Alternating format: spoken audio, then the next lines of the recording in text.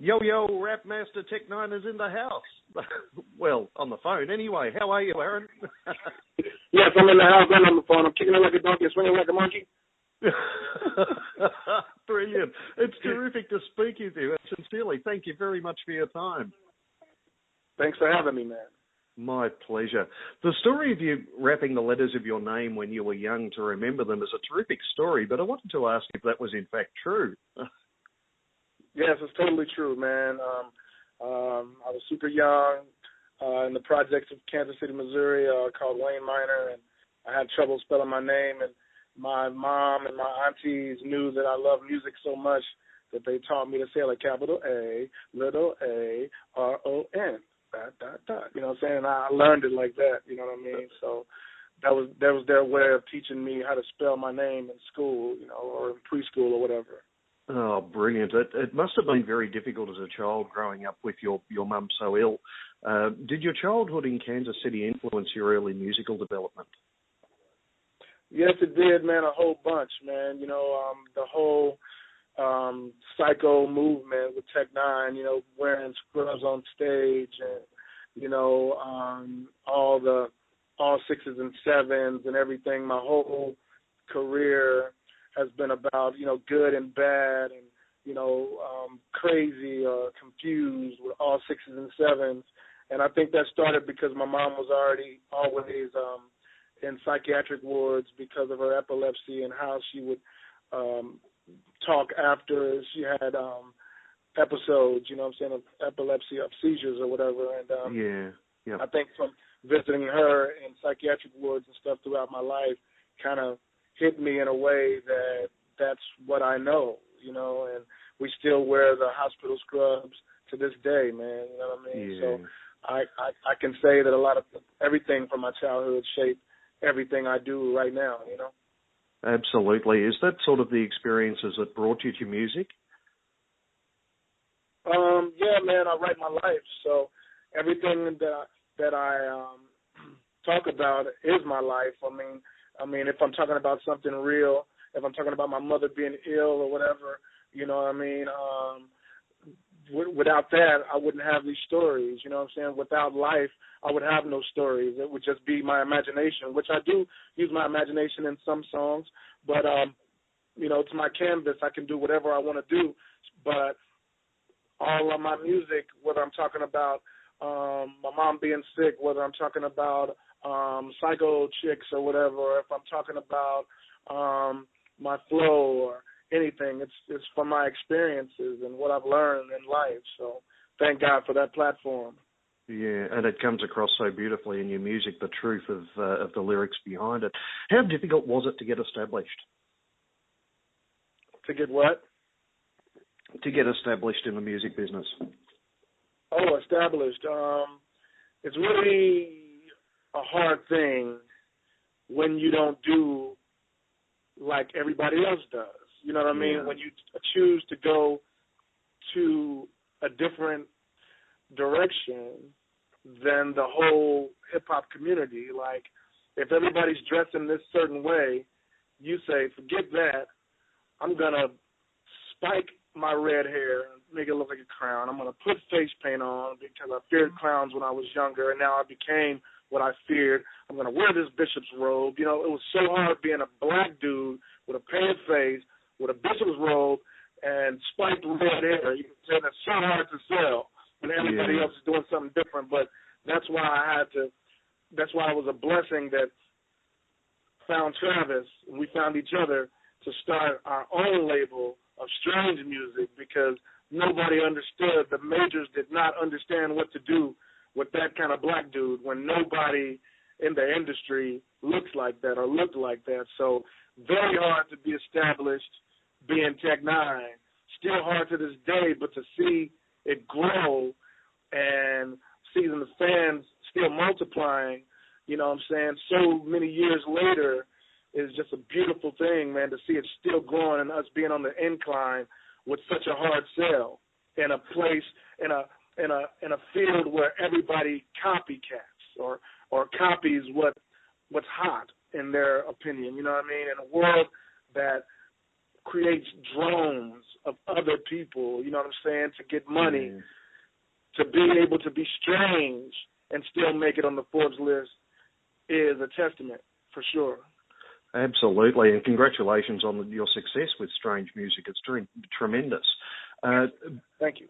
My pleasure. Bitch to me is a celebration of success. Is that an accurate interpretation? Totally, man. You know, breaking into colored houses, man.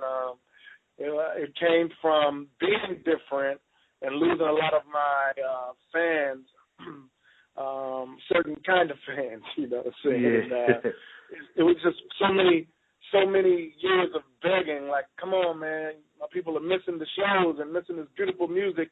So many years of begging and asking them to come back. It's like, no, beautiful music will bring people back who thought that I was a devil worshiper, who thought that I only did music for white folks, that thought that, you know, I was, you know, doing something other than what they liked, you know what I mean? So I got tired of asking, and I kicked the door down, breaking into colored houses. It's like I will no longer force anything good down somebody's throat. If it's good, I don't have to force it down your throat, and I will never do it again because really good music will speak for itself. So I broke into these houses that wouldn't let me in with good music. Absolutely, and I hope you'll forgive me, but when I need some inspiration, Bitch is the track I put on. That's beautiful, man. It's like no matter how many barriers or so many walls that are put in front of you, you bust through them, no matter, because they're non-existent. It shouldn't be a genre that blocks you from doing this sort of music. It shouldn't be anything that blocks you from any kind of thing that you're trying to get to. So that's pretty much what Bitch is about. You know what I'm saying? It's like, I don't care, man. I'm going through this. This has been the opposition for so many years that it's not going to be anymore, because I'm going to make my music and keep banging it over people's heads until they get it, you know. Absolutely. If I can mirror your philosophy, mine is why stand at the front door knocking when there's a back door waiting to be kicked in. Totally, man. Totally. Evil Brain, Angel Heart is a tremendous track, absolutely brilliant. Would you please tell us the meaning behind it? Evil Brain, Angel Heart, Eva was a name that I had found for myself some years ago that best described N9ne. Evil Brain, Angel Heart. You know, my heart is so big, I'll give anything to anybody in need, but my brain is so devious and deceptive, you know what I mean, that I can't hide that. You know what I'm saying? Good thing the eyes are a window to the soul, because if the eyes were a window to my brain, they'd see that I'm diabolic, you know what I mean? So Evil Brain, Angel Heart is just that, just explaining me. I said in the song, feel like I'm on Molly, heart as big as my body. When a hottie gets naughty, is racing like a Ferrari. You know what I'm saying? It's like I'm explaining my heart, and then my brain just so vile, you know what I mean? So that's what that song is. It's just an explanation of N9ne. You know what I'm saying? That's what I feel myself is. Evil Brain, Angel Heart, another way of saying angelic, or another way of saying all sixes and sevens. You know what I'm saying? So It's been what I've been on since I've started this quest for world domination. Brilliant. My friend, your music is now featured on soundtracks, video games. You've even got your own unlockable character on a video game. How does it feel now to be such a pop culture icon? It's a victory for Strange Music, because it's been so hard for us to break through, you know what I mean? And over the years, there's been things happening that have never happened before, like Lil Wayne calling me for the Carter 4 to do a song with Andre 3000 on his album, or me being on national television for the first time on Jimmy Kimmel doing me, you know what I'm saying, with my face paint and all, you know what I mean, just bringing Strange Music to 4.6 million people that were viewing, you know what I mean, having a major hit on the radio finally after all these years with Fragile, with me, Mayday, Kendall Morgan, and Kendrick Lamar. You know, just so many beautiful things happening with the people that's been having walls put in front of them, just breaking breaking walls down, man. It just feels so beautiful to still be growing and still gaining fans. And the technicians that are here right now that are aware of Tech9, they help that. My fans help that by showing people my music and showing what kind of music you want. Tech9 does everything. My fans, they champion for me all over the world. And without the technicians, this would never be as big as it is. Without the technician, there would be no this. There would be no strange music or Tech9 to listen to. So I thank all the fans that are aware and spreading this gospel that I've been preaching for years. Absolutely, and I know a lot of those fans are anticipating keenly your visit starting next month and into March. Yeah. Indeed. What are you expecting from New Zealand and Australian audiences? I think in New Zealand it's going to be a homecoming because I haven't been there in over 10 years. I think the last time I was there was with Yuckmouth and Corrupt and all of us, man. We came over there and did a couple of shows in New Zealand. But, you know, Australia always shows me so much love, man, you know what I mean, and so much support that all of it is going to be like a homecoming. Like Tech, it's taken so long for you to come back, and it's such a party over there, man, because the Aussies really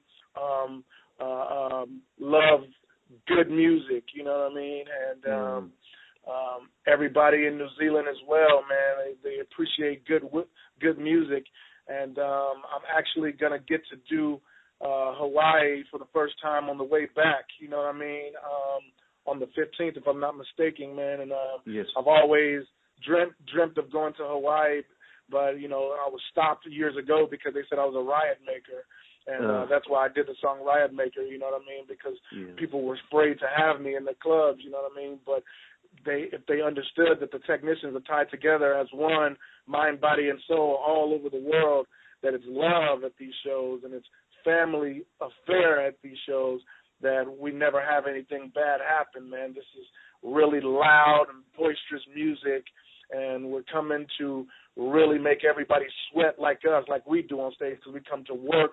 We don't come to look pretty. We come to really give our all at these shows, man, and it's going to be a homecoming for New Zealand and all of Australia as well. Wonderful. And are you noticing that there is a big multi-generational following for your music now? Yes, I am, man. I am. And this is what we planned from the beginning. Me and Trav wanted a melting pot for our fans. You know what I mean? We wanted our fans.